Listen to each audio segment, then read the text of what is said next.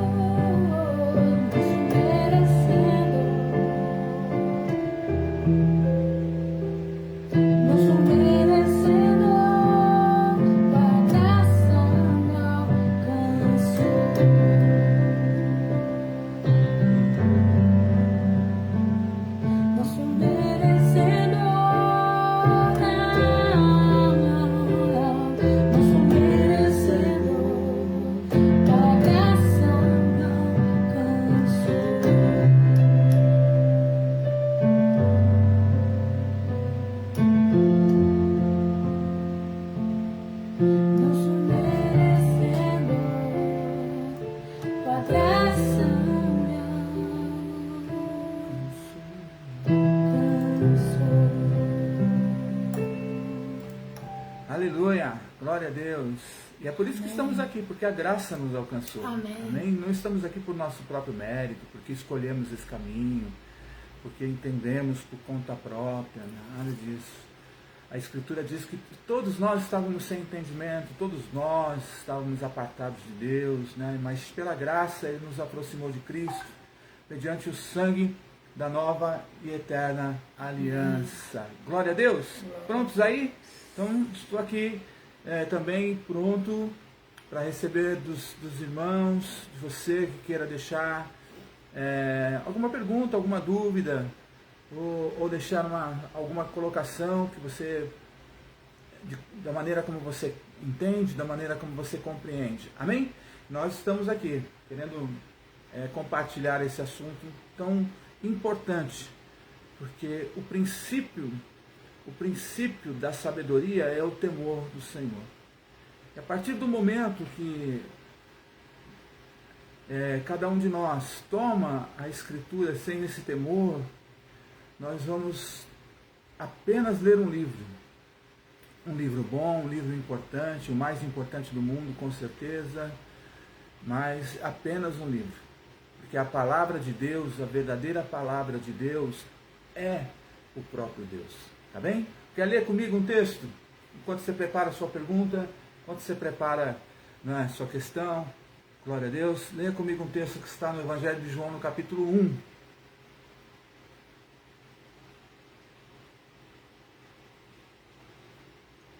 Aleluia. Diz assim, o Evangelho de João, no capítulo 1. Diz, no princípio era o Verbo, e o Verbo estava com Deus, e o Verbo era Deus. Ele estava no princípio com Deus. No verso 3 diz, todas as coisas foram feitas por Ele, e sem Ele, nada do que foi feito se fez. Nele estava a vida, e a vida era a luz dos homens. A luz resplandece nas trevas, e as trevas não o compreenderam. Amém? Então, no princípio era o Verbo, e o Verbo estava com Deus, e o Verbo era Deus. Então, como eu disse, a palavra de Deus é o próprio Deus.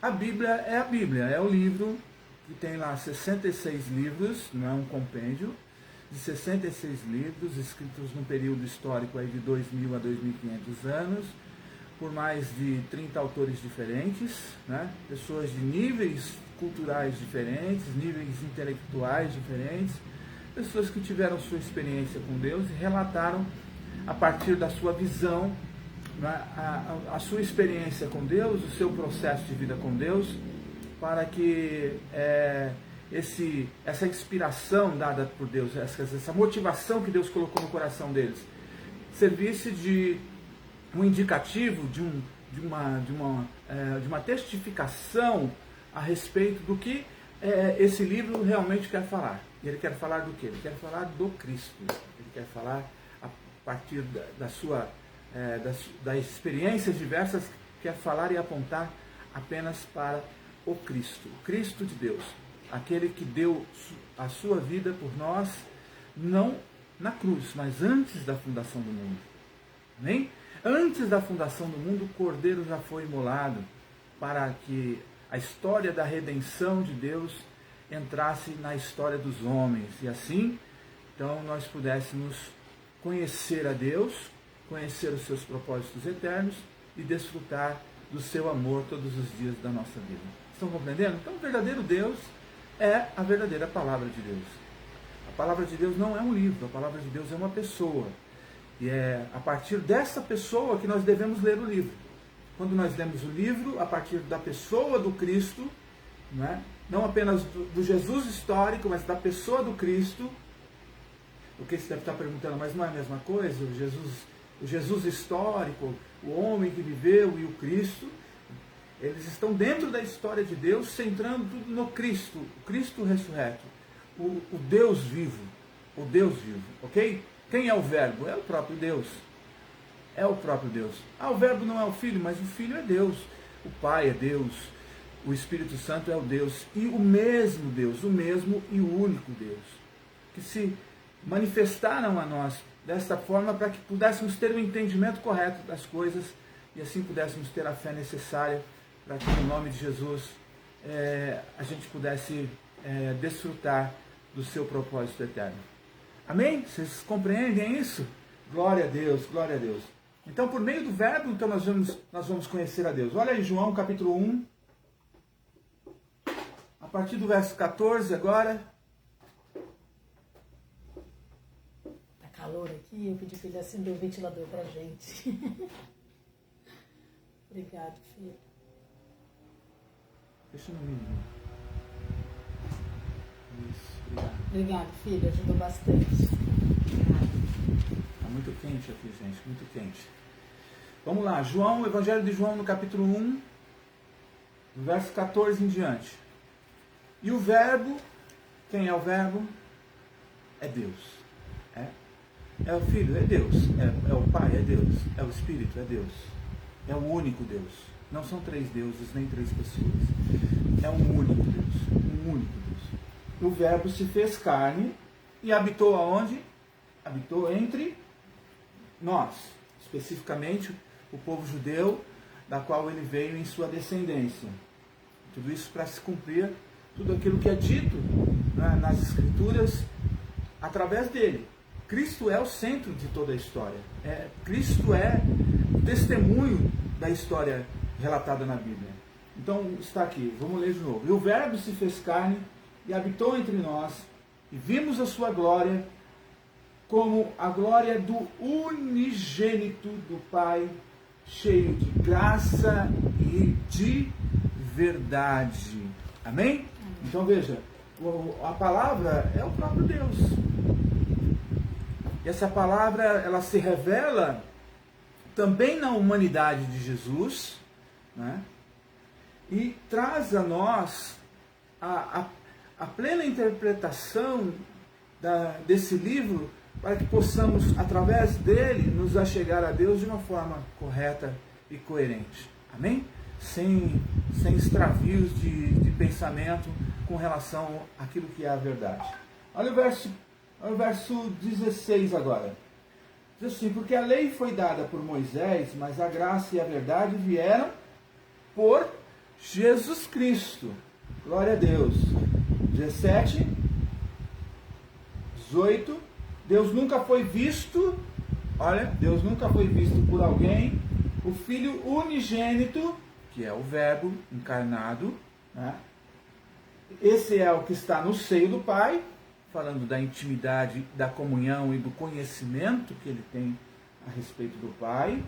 E este Verbo o fez o Pai o conhecer. Então nós conhecemos o Pai, o amor do Pai, conhecemos a pessoa do Pai, Deus, o Deus, mesmo Deus, através do Cristo.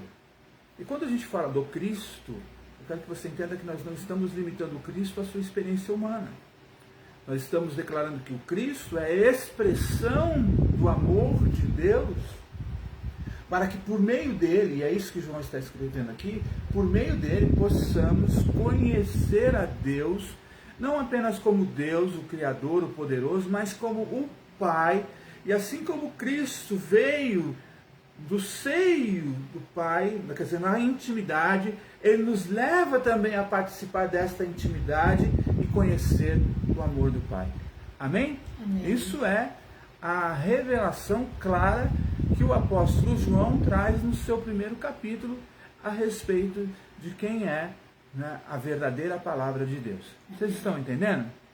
Beleza? O Luiz pôs uma pergunta aqui, ó. Para quem vai iniciar a leitura bíblica, qual dos livros é o mais indicado para facilitar o entendimento? Então, Luiz, é uma boa pergunta, porque é uma pergunta que indica a prática, né? Assim, não existe uma regra para isso, mas para quem vai ler a Bíblia pela primeira vez, eu sempre indico que leia o Evangelho de João, né? Porque o Evangelho de João é um evangelho orgânico. O que nós chamamos de evangelho orgânico? O Cristo, né? A palavra que se fez carne e que trouxe a revelação de Deus a nós. É um evangelho que fala, em essência, da manifestação de Deus no homem, né? Cristo em Jesus, para nos levar de volta a Ele por meio de Cristo. Essa é a essência do Evangelho de João, né? Então, para quem vai começar uma leitura bíblica, o Evangelho de João é bastante suave, tem mais possibilidades de compreensão com relação à experiência humana de Deus, né, e a nossa experiência na relação com Ele, né? Então fica mais fácil. É muito mais fácil do que ler Gênesis, é muito mais fácil do que ler Deuteronômio, Números, é muito mais fácil do que ler Atos dos Apóstolos, porque Atos dos Apóstolos é uma sequência da história dos Evangelhos. Então o Evangelho de João é a minha indicação. Livro maravilhoso. Amém? Claro que toda a Bíblia não é um livro apenas para ser lido, né? Essas são palavras usadas por alguns homens de Deus, alguns até da mídia, né? A Bíblia é um livro para ser estudado. Bom, se a gente não estudar a Bíblia para entender o seu contexto, e tirar os parâmetros que nós temos falado e ensinado aqui, que são, primeiro, a Bíblia como revelação de Deus, mostrando o próprio Deus, o seu próprio caráter, né? Então, se a Bíblia nos ensina a ver Deus como um Deus de amor, nós vamos ler a Bíblia toda, olhando para as Escrituras, procurando ali um Deus de amor, não é? Segundo, tendo em Cristo, em Jesus, a revelação orgânica da palavra. Quer dizer, a palavra de Deus não é uma palavra para ser entendida como regra, como uma maneira de conduta apenas. É claro que a Bíblia nos dá a instrução de boas condutas, mas ela não foi escrita com esse propósito, como um livro para boas condutas morais, civis, religiosas. Não. A palavra de Deus, ela foi nos dada para que ela faça parte da nossa vida. É projeto de Deus. Nós nos tornemos uma nação, uma família de muitos filhos semelhantes a Ele. Como é que nós podemos ser semelhantes a Deus? A partir de uma experiência de vida com Deus, de uma relação com Deus. Ele em nós nele, e assim a sua graça, seu amor e seu poder fluindo em nós, e nós com a nossa submissão, nossa obediência em fé e a nossa adoração, né, também nos relacionando nessa aliança que hoje é selada pelo sangue de Cristo. Então a Bíblia é um livro para ser lido, precisa ser lido e estudado, tá ok? Porque senão acaba se criando ideias que não têm o menor fundamento para nós, né? Jesus, por exemplo, disse que nós devemos comer da sua carne e beber do seu sangue, né? Uns interpretam que isso possa ser referente a ceia que é praticada em algumas igrejas, os outros entendem que isso tem referência com sacrifícios pessoais que nós devemos fazer e tudo mais. Então, para entender, você vai ter que estudar o contexto, vai ter que estudar um pouquinho sobre a cultura judaica do tempo, porque Jesus está falando basicamente aos judeus. Amém? Os 4 evangelhos que são relatados, Mateus, Marcos, Lucas e João, não é? Os primeiros 3, Mateus, Marcos e Lucas, foram escritos numa perspectiva em mostrar Jesus numa perspectiva humana, numa perspectiva real, numa perspectiva de um servo poderoso. Né? Mateus escreveu para mostrar Jesus como o herdeiro verdadeiro de Israel.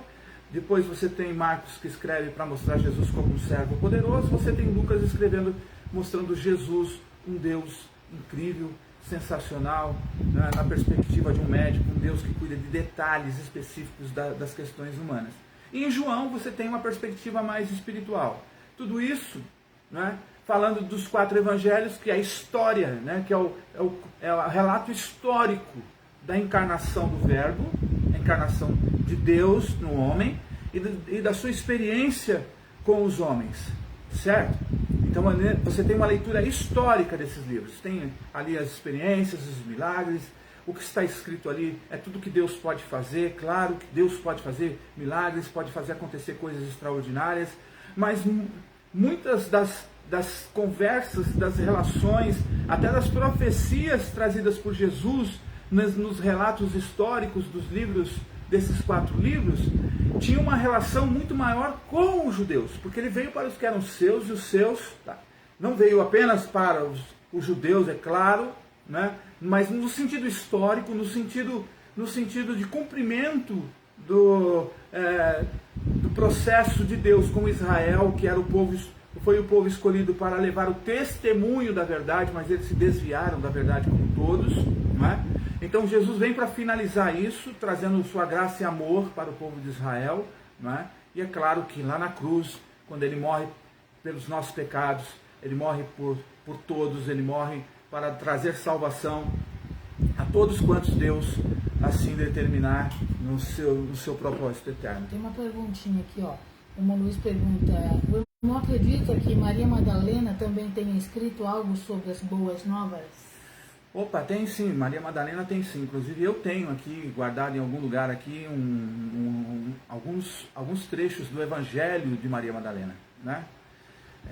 Como se criou muitas histórias a respeito sobre a relação de Maria Madalena com Jesus, então foi algo que criou muito interesse. Ela escreveu sim, como temos muitos outros relatos, né? Muitos outros relatos, diversos outros autores, que não entraram no compêndio desses 66 livros. Tomé escreveu vários livros, várias cartas. Na verdade, todas eram cartas com o intuito de trazer uma instrução às pessoas naquela época. Pensa bem como era tão difícil aquele momento em que Jesus, depois que vai aos céus, e os apóstolos são incumbidos de levar a mensagem do Evangelho por todos os cantos da terra. Pensa como era difícil esse processo de transição, porque eles estavam deixando uma velha aliança baseada nas leis de Moisés para uma nova aliança baseada no sangue de Cristo, que traz a graça e a verdade como fundamentos dessa nova aliança. Então esses caras que viveram e serviram a Deus ainda na sua história como humano, agora não tem mais a presença de Cristo para dar instruções mais específicas, para corrigir algumas coisas. Esses caras têm que começar então. Então isso foi uma experiência da vida dos apóstolos, como também uma experiência da vida daqueles que vieram a crer no Evangelho de Cristo, não é? Essas pessoas, então, o que fazer? Como é que nós adoramos? Como é que é o culto agora? O que muda? Como é que nós fazemos com relação às nossas contribuições? O que nós fazemos com relação a ajudar as pessoas, ajudar o próximo, ao inimigo? Como é que nós vamos fazer? Como é que nós vamos fazer para nos ajuntar quando nós não podemos e somos perseguidos? Então tudo isso era uma demanda muito grande, e por isso não foram só os apóstolos que escreveram, na verdade não foram muitos os apóstolos que escreveram livros, né? Mas Maria Madalena, Tiago escreveu outros livros, Tomé escreveu, André também. André, Bartolomeu escreveu, e são relatos, cada um trazendo instruções, né? Instruções específicas para grupos que eles cuidavam, pessoas que eles instruíam, nos vilarejos, nas cidades, nos lugares onde o Evangelho chegava e tudo mais. Então tem sim, né? Não foi um livro escolhido para fazer parte desse cânon, né? A palavra cânon quer dizer vara, não é? O cânon foi a medida, a vara era usada, um instrumento na época usado para fazer medida, né? Então quando se fala o cânon bíblico, se fala da medida que foi dada, e os 66 livros que foram, 66 não, foram escritos, foram mais, né? Foram 72 livros, né? Que fazem parte da Bíblia Católica, por exemplo, né? Que não fazem parte da Bíblia Evangélica, né? Porque esses 6 livros a mais, de Tobias, Ruth, Macabeus, são livros que relatam históricas do período interbíblico, que é aquele período entre o final da ação dos profetas até o nascimento do Cristo, né? Houve um período ali de uns 400 anos, que há muita história, muita coisa importante ali, e que são contados nesses livros que estão na Bíblia Católica, mas não estão em outras Bíblias, certo?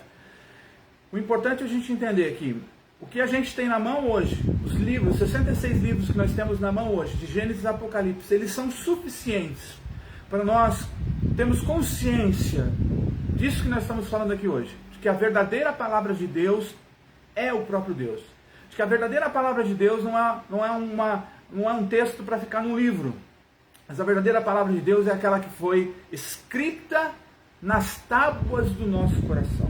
Então ela é orgânica, ela é para se revelar, e essa é a revelação dessa ação da palavra de Deus em nós, é que provoca uma transformação para que possamos testemunhar ao mundo que nós somos filhos de Deus. Amém? Como todos são, mas não vivendo de qualquer jeito, vivendo uma vida segundo a graça, o amor e a misericórdia de Deus. Amém, Luizão? Glória a Deus. Beleza, gente? Vocês estão compreendendo isso? Aleluia. Se você tiver alguma pergunta sobre o assunto, vamos compartilhar. Vamos compartilhar. Muito bom, muito bom. Então, pegamos um pouco disso? Beleza? Então vamos entrar assim de uma forma prática. Como eu devo ler as Escrituras? Vamos repetir. Coloque 3 parâmetros fundamentais na sua leitura bíblica. Primeiro parâmetro. A palavra de Deus vai revelar o caráter, a essência, os atributos, as qualidades de quem? De Davi? De Abraão? De Isaac? De Jacó? Não. Vai revelar todas as coisas pertinentes ao próprio Deus.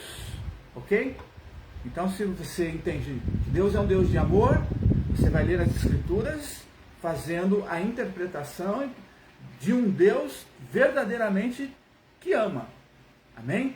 Se você tem a visão de que Deus é um Deus santo, a partir de que você vai lendo as Escrituras, você vai entender então que Ele é santo, então Ele não pode pecar, Ele não pode se arrepender, Ele não pode voltar atrás naquilo que Ele diz. Certo?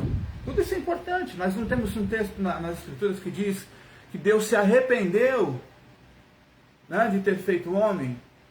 Uai, como é que um Deus que sabe todas as coisas, que sabia, claro, quando criou o homem, sabia que o homem, né, viria a passar por processos de decadência, de queda, né? Como é que um Deus que sabe todas as coisas vai estar arrependido do que Ele próprio fez? Mano, essa ideia ela é bem humana, né? Ela é uma realidade bem humana, né? Porque ela fala bastante da gente, né? Exatamente, que a gente se arrepende, né? Mas como vai falar que um Deus de amor se arrepende porque é criador? Deus ama o homem, inclusive ele diz em Gênesis, né? Que criou o homem porque era bom, muito bom. Deus que era muito bom. Entendeu?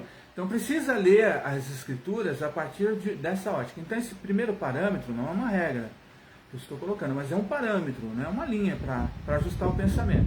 O segundo parâmetro é a revelação orgânica da palavra na pessoa de Jesus o Cristo. Então ali você tem, como João diz no seu primeiro capítulo, o Verbo, né, que se fez carne, e o Verbo é quem? Deus. E aonde estava o Verbo? Estava com Deus. Onde? Na eternidade. Então veja, eu não posso olhar para as Escrituras e apenas encontrar ali, né, um verbo, uma palavra limitada a uma figura humana. Mas eu consigo enxergar, e preciso enxergar, a palavra na relação do homem com Deus. Porque nessa relação com o homem com Deus é que nós somos unidos. Por isso que a Bíblia diz que nós estamos em Cristo. Estar em Cristo é estar unido a Deus. E a palavra de Deus é quem pode reinar sobre os nossos corações. E quando essa palavra reina sobre os nossos corações, ela provoca uma transformação em nossa vida. Então nós vamos deixando o velho homem para trás, né? O homem que já não existe mais, que é o primeiro Adão, para viver a realidade de um novo homem na pessoa do Cristo. Então nós precisamos, quando ler o livro, precisamos ler o livro a partir do Filho, a partir do Verbo, a partir do Cristo, a partir dessa realidade extraordinária, que é muito afirmada pelos apóstolos, né? Paulo centraliza a pessoa de Cristo em todos os seus escritos. Paulo, que é o apóstolo aos gentios, que é escolhido por Deus, não para pregar aos judeus, ainda que ele tenha tido a liberdade e tenha pregado a judeus, mas o propósito de Deus para Paulo é que ele pregasse aos gentios. Por quê? Porque quando Jesus na cruz entrega a sua vida, derramando o seu sangue para perdão de todos os pecados, e depois desse processo, no terceiro dia, ele ressuscita, ali se manifesta o novo homem. A partir dali, a partir daquele momento histórico, espiritual e real, se revela o novo homem. Então, a partir dali, uma nova humanidade. Amém? Ainda que esse aspecto não alcance a todos, e não vai alcançar nunca a todos, né? Poderia, mas não vai alcançar nunca a todos, por diversos motivos que nós vamos falar em outros estudos, quando nós falarmos sobre a predestinação, a escolha das pessoas por Deus, como é o processo da verdadeira conversão, como estamos falando nas terças-feiras, né? Ainda que Deus tenha um coração aberto para todos, esse processo não é para todos. Está aí, o fato está aí. Tem muita gente que tem cabeça boa, tem um coração bom, ainda que seja uma pessoa que tenha falhas, mas tem um coração voltado para Deus, um coração voltado para o próximo. Enquanto você tem outros que matam indiscriminadamente, que assaltam as pessoas, velhinhos, matam as pessoas, enfim, né? Você tem a humanidade, a parte ruim da vida da humanidade, e você percebe que essas pessoas não têm temor de Deus. Então há algo aí a ser compreendido sobre isso, né? Por isso, quando você lê a partir do Evangelho, lê as Escrituras a partir de Cristo, você vai entender a ação de Deus a partir da sua graça, a partir do seu amor por todos nós. É o segundo parâmetro. E o terceiro parâmetro é a compreensão dos tempos, né? Eu não posso lá agora, você que vai começar a ler a Bíblia, por exemplo, pega a Bíblia, claro que se você quiser, né? Mas você pode pegar a Bíblia lá e ver uma série de regras e mandamentos do Velho Testamento e achar que para agradar a Deus agora você tem que praticar todos aqueles mandamentos, né? Você vai achar, porque na verdade você não vai estar agradando a Deus, porque hoje só se agrada a Deus por meio da fé, e essa fé que nos foi dada por meio de Cristo Jesus. Esses três parâmetros nos ajudam para começarmos a ler a Bíblia. Então não é importante a escolha do livro, mas é importante a visão, com que olhos e coração nós vamos ler esse livro agora. Amém? Nós podemos começar a leitura pelo melhor livro da Bíblia, pelo mais gostoso, talvez, pelo livro de Salmos, ou pelo livro de Provérbios, ou pelo próprio Evangelho de João, ou pela epístola de Tiago, que é uma epístola de muita sabedoria. Podemos começar a leitura pelos melhores livros, pelos mais interessantes, e não ter uma compreensão correta das Escrituras. Isso vai fazer com que a gente se desvie, né, no processo do crescimento. Vamos nos deter com coisas que não têm o sentido necessário para o nosso crescimento, amadurecimento e consciência amadurecida para tomarmos a herança que nos foi dada em Cristo por Deus. Maravilha? Então esse é o começo importantíssimo da leitura das Escrituras, tá certo? E hoje existem muitas maneiras de você fazer isso, ok? Porque você tem Bíblia falada, você tem a Bíblia para ler, você tem celular, você tem um monte de coisa, né, que pode falar aí. Isso pode ajudar bastante. A segunda coisa que eu indico, né, a fazer é que você partilhe de grupos de estudo, você possa ouvir bastante, e não só ouvir, anotar, prestar atenção no que você está ali recebendo, para depois você procurar no livro, na Bíblia, que você possa ver lá se realmente aquilo que foi lido testifica com o que foi falado. Tá? Não é porque um pastor fala, um apóstolo fala, é Deus falando na terra. Isso não é verdade, gente. A gente passou da hora de compreender que esse não é o caminho para nós andarmos com Deus sobre essa terra. Glória a Deus. E então, Luiz, como é que fazemos? Olha, nós temos o Espírito de Deus habitando em nós hoje. Não falei para você que nós estamos vivendo um tempo da graça agora? No tempo da graça não houve derramamento do Espírito sobre toda a carne? Esse Espírito foi derramado sobre a tua vida. Ele testifica no teu Espírito que você é filho de Deus. Você pode até ouvir uma coisa que você gosta, uma história interessante, né? E há muitas histórias muito bem contadas, muito bem explanadas por pessoas que estudam, que se planejam para uma pregação, com o intuito de atrair a mente das pessoas, né? Então são histórias interessantes, às vezes são histórias engraçadas, histórias, né, que nos cativam, mas perceba bem o que você está lendo lá. Perceba, olhe para os parâmetros que nós estamos falando, ok? Olhe para que se naquilo se revele o caráter de Deus. Tem muita coisa engraçadinha e bonitinha que mais fala do homem, fala muito mais do homem, aponta as vergonhas humanas, né, de uma forma bem caricatura. E ali, caricata, né, eu quis dizer, e ali às vezes passa batido porque é muito engraçado, porque é muito legal, porque é maravilhoso. Estou dizendo que não deva haver humor nas pregações. Claro, é muito legal saber colocar um humor, porque, né, ajuda bastante isso, mas não podemos ser cativados por isso. Temos que ter o coração disposto a aprender, ouvir, receber e viver a verdade de Deus. Esse tem que ser um desejo profundo do nosso coração. Beleza? Então, acho que tem mais uma pergunta do Luiz. Qual a diferença entre ler a Bíblia com a razão e o coração? Ou devemos contar com o apoio de ambos para o perfeito entendimento? É boa essa pergunta, eu gostei. Então, Luiz, isso aí é muito importante. Ler a Bíblia com a razão é uma coisa importante. Ainda que digam que a Bíblia não é um livro para ser lido com a razão, não é ser lido pela fé. Então tem muita gente que vive uma fé doida, uma fé descontrolada, uma fé desequilibrada, né? Então o cara olha lá no livro, Jesus andou sobre as águas, então ele diz, não, andar sobre as águas é fazer um desafio de vencer o mundo. Então eu vou vencer o mundo, vou andar com a autoridade de Deus, porque posso todas as coisas naquele que me fortalece. Aí esse cara vai numa agência de automóvel, compra um carro financiado em 60 parcelas, 72 parcelas, num carnê que é maior que a Bíblia, não é? Leva para casa e diz, pela fé Deus me deu um carro. Oh, meu querido, quantas dessas pessoas, né, que no final desse processo está com a sua fé abalada, a sua mente destruída, porque acha que Deus não respaldou a sua fé nisso.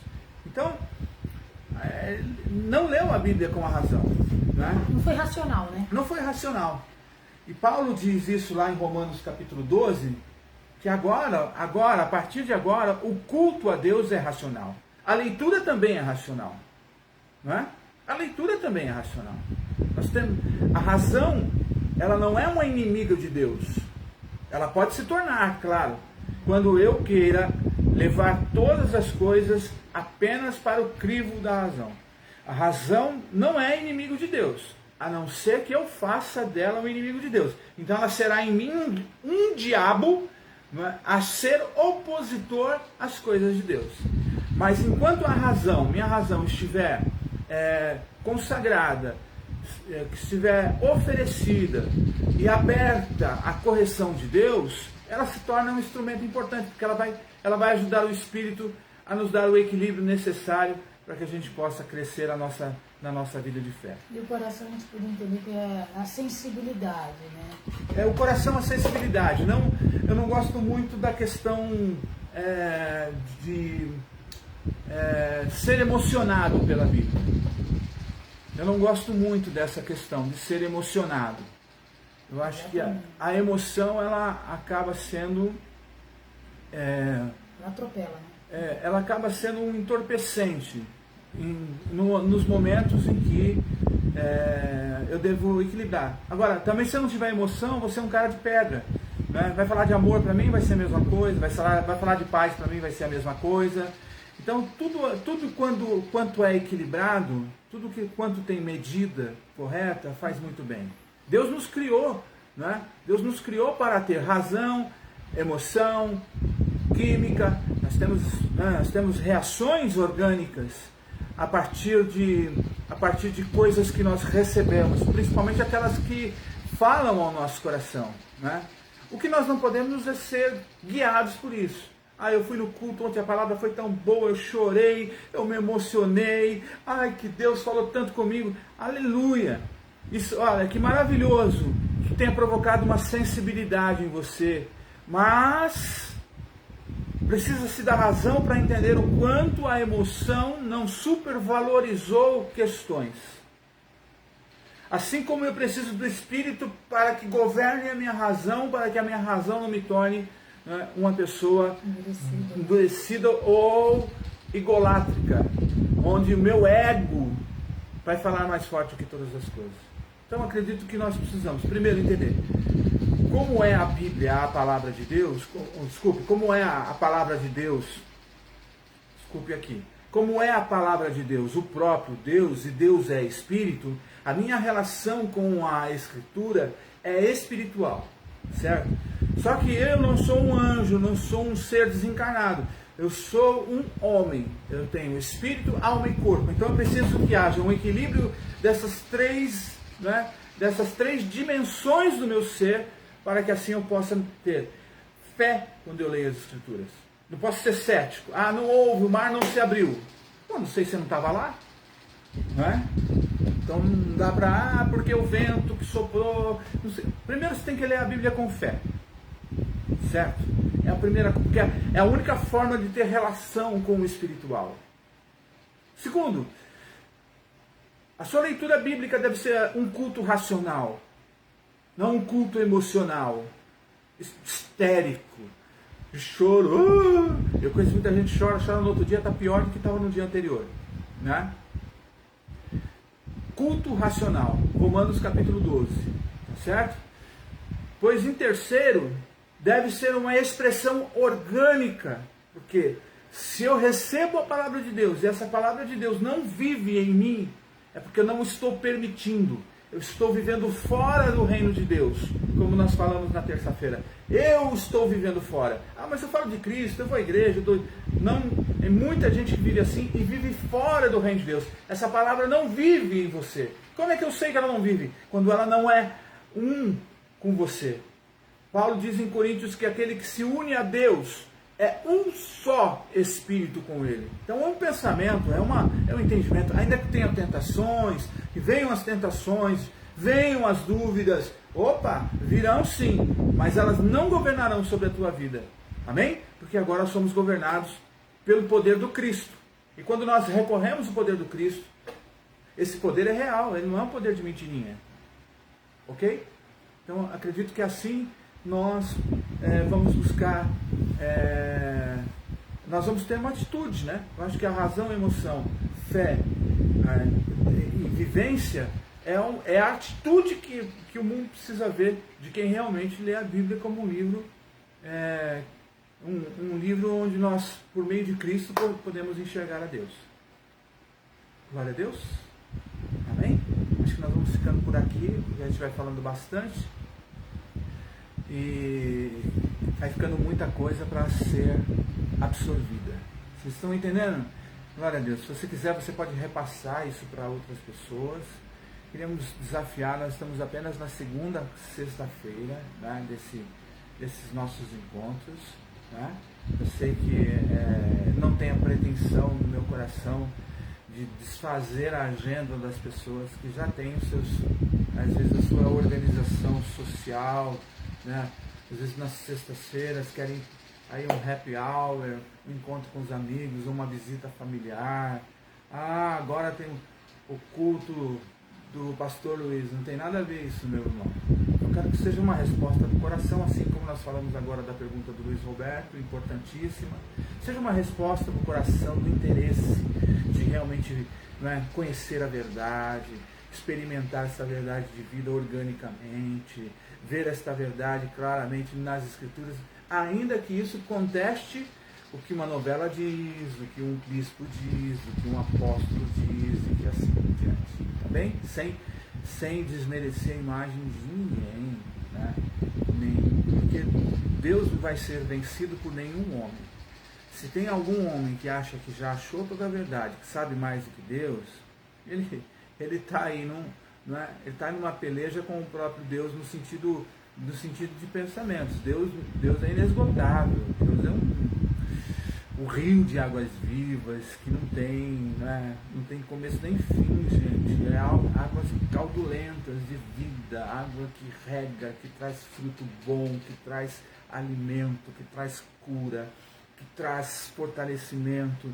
Essa é a realidade que nós precisamos abraçar nas Escrituras todos os dias, tá bem? Então eu compreendo que as pessoas ainda estão se adequando, mas você pode convidar, né, outros irmãos, você pode convidar pessoas que queiram, né, estão com essa disposição.